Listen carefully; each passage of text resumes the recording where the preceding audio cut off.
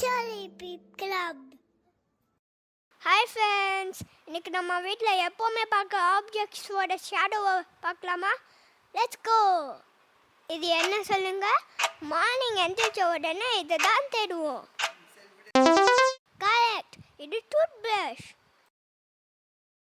ஆக எடுத்தா இதில் தான் தண்ணி குடிப்போம். இது என்ன?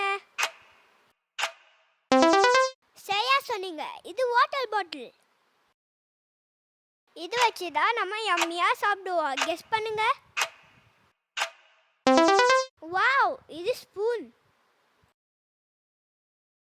தலை சீவுறதுக்கு இது வேணும். இது என்ன? சூப்பர், இது சீப்பு. விளையாட போகும்போது இதை தான் காலில் போட்டுக்குவோம்.